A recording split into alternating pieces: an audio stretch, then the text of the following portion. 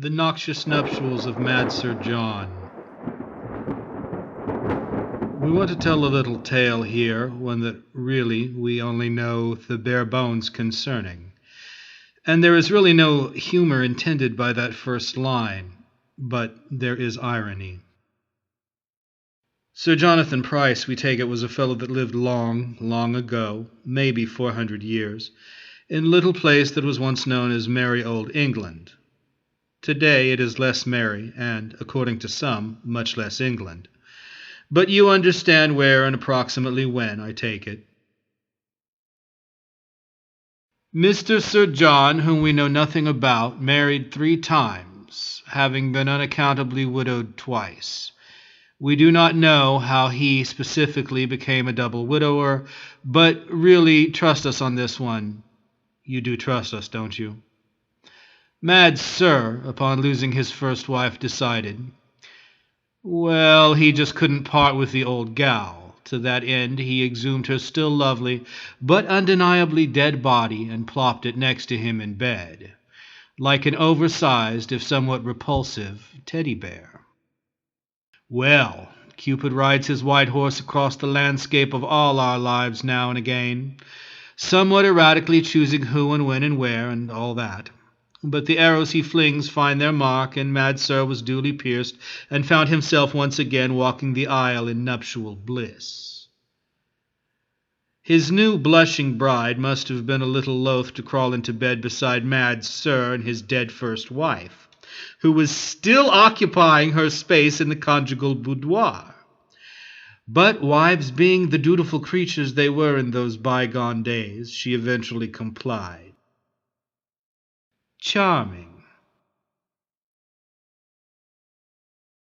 Of course, the exegesis of fate's inscrutable book of life and death is a perplexing matter. Thus, when wife number 2 slipped from her perch with the living to join the invisible throng, Sir John the Mad decided, since, well, the old girl was still at least looking as if she were a spring rose, ripe for the plucking, he would keep her in the increasingly crowded bed beside the undeniably now putrescent and repellent wife number 1. As snug they must have been as 3 bugs in a rug. We can surmise that Sir John the Mad was a real knockabout Don Juan, a nut, to borrow a phrase from the Elephant Man essay by Frederick Treves. Bloody rake hell he must have been, because it was not long before wife number 3 was walking down the aisle with him, unsuspecting, of course, that bedtime at the Pryce household constituted an altogether unique arrangement. We can well imagine the resultant scene.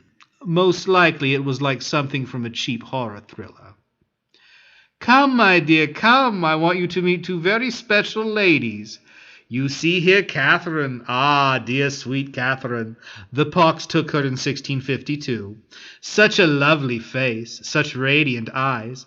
Her cheekbones, were they not the most delicate, the most high and most beautiful of all her features? Now, beside her lies Deborah. Oh, lovely Deborah, an angel upon earth.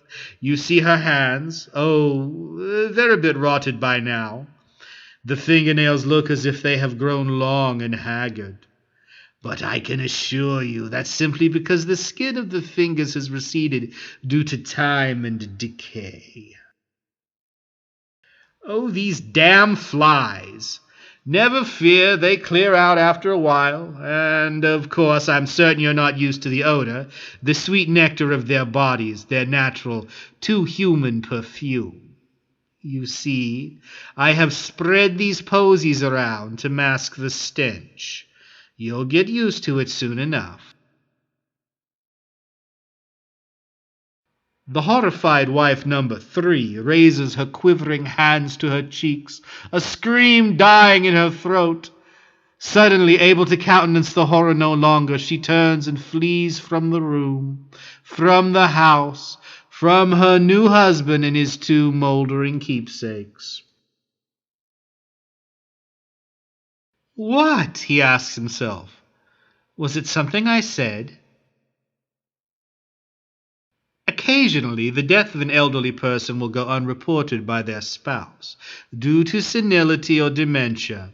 And also, some people just find themselves unable to, quote, let go, unquote.